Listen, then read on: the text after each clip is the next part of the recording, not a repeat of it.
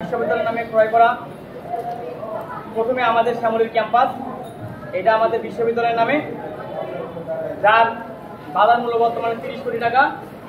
এটাকে অবৈধভাবে নিজের নামে নিয়ে আবার সেটা বিক্রি করে দিয়েছে। এটা খুব অত্যন্ত দুঃখজনক।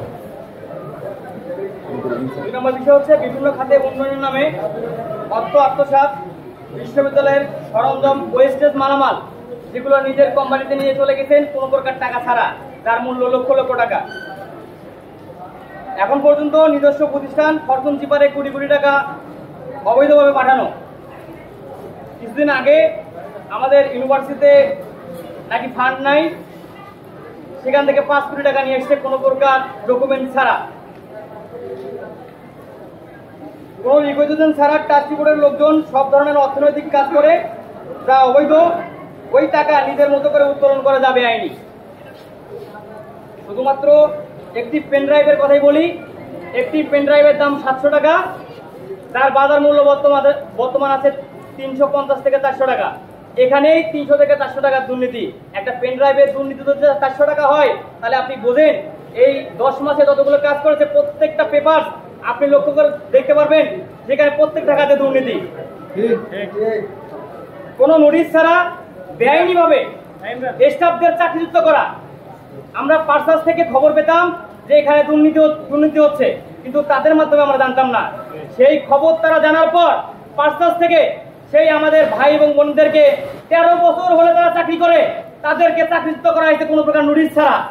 এই ধরনের রুলস কোনো ইনস্টিটিউশনে আছে কিনা আমার জানা নেই।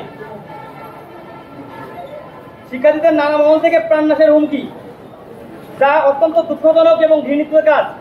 একজন ট্রাস্টের চেয়ারম্যান হিসেবে আমরা মনে করি আমরা তার কাছে সন্তানের মতো আমরা নিরাপদ থাকবো।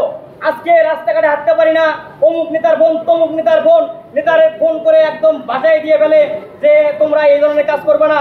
আপনি বোঝেন একটা দলের যদি শীর্ষ পর্যায়ের নেতা এই ধরনের কথা বলে, তাহলে বুঝে নেবেন এখানে কোনো স্বার্থ আছে। কারণ একজন নেতার কল আপনি বোঝেন, একজন দলের শীর্ষ পর্যায়ের নেতা তারা যখন কল করবে তখন আপনাকে বুঝে নিতে হবে সেখানে টাকার লেনদেনের কোনো ব্যাপার আছে। তাই আমি বলতে চাই, আমি সরকারকে আহ্বান জানাবো এই সংবাদ সম্মেলনের মাধ্যমে, বর্তমান সরকারকে শিক্ষার্থীদের পক্ষ থেকে অনুরোধ জানাবো, যে ব্যক্তি শিক্ষার্থীদের প্রাণনাশের হুমকি দেয় এবং বিশ্ববিদ্যালয়ের সম্পদ আত্মসাৎ করে, এই অবৈধ চেয়ারম্যানকে আমরা চাই না। শিক্ষার্থীদের যেন মনোরম পরিবেশ পড়াশোনা করতে পারে, সুন্দর একটা পরিবেশ পায়, আর যেন কোনো মহল থেকে হুমকি না আসে, এটা আমি সরকারের কাছে উদ্যোক্তা আহ্বান জানাবো।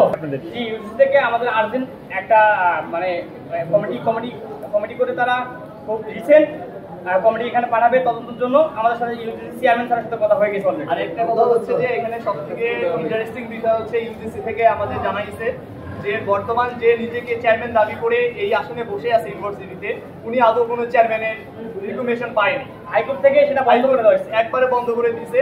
ওনার কোনো পারমিশন ইউজিসি থেকে দেওয়া হয়নি চেয়ারম্যান হিসেবে। আমি আরেকটি কথা বলতে চাই, আমাদের কথা হচ্ছে স্টুডেন্ট যদি ভালো থাকে, স্টাফ শিক্ষক কর্মকর্তা কর্মচারী যদি ভালো থাকে আমরা ভালো। সেখানে কোন ব্যক্তি আসবে না আসবে, এখানে যদি ডক্টর ইউনূস স্যারও চলে আসে আমাদের কোনো যায় আসে না। ইনস্টিটিউশন ভালো থাকতে হবে। আমাদের কথা শিক্ষার্থীদের যেন ভালো থাকে, কোনো ধরনের প্রাণনাশের হুমকি না দেওয়া হয়, এটা আমাদের দাবি। উনি যদি ভেবে থাকে যে বড় বড় নেতা দিয়ে হুমকি দিয়ে আমাদেরকে মুখ বন্ধ করে দিতে চায়, দেওয়ার জন্য হুমকি দেয়, সেটা উনি ভুল করবেন। কারণ এই ছেলেরা জুলাই আগস্টে বুলেটের সামনে ইট দিয়ে দাঁড়ানো ছেলে, এরা এই হুমকিকে ভয় করে না। ইনশাআল্লাহ প্রাণনাশের হুমকিটা কিসের প্রেক্ষিতে দেওয়া হচ্ছিল? আমাদের ক্যাম্পাসে যখন অনিয়ম এবং দুর্নীতিগুলো আমরা এক এক করে ধরা শুরু করি, তো তারপর থেকেই আমাদের অনবরত বাইরে থেকে চাপ সৃষ্টি। আমরা ক্যাম্পাসের ভিতরে যদি এই ন্যায্য দাবিগুলো আমাদের ন্যায্য দাবিগুলো জানাইতে গেলেও বাইরে থেকে ফোন দিয়ে আমাদের হুমকি দেয় যে ক্যাম্পাসের অভ্যন্তরীণ কোনো বিষয়ে তোমরা কথা বলতে পারবে না।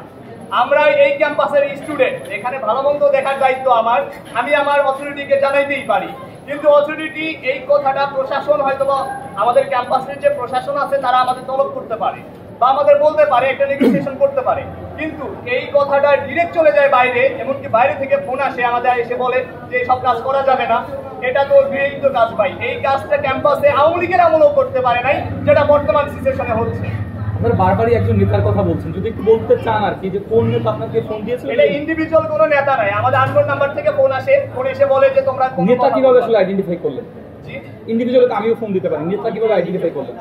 এখন বিষয় হচ্ছে আমাদের ক্যাম্পাসে নিজে বলতেছে, চেয়ারম্যান নিজে থেকে বলতেছে যে আমি কিছু কিছু নেতা যারা বড় বড় নেতা আছে এদেরকে আমরা ধরছি।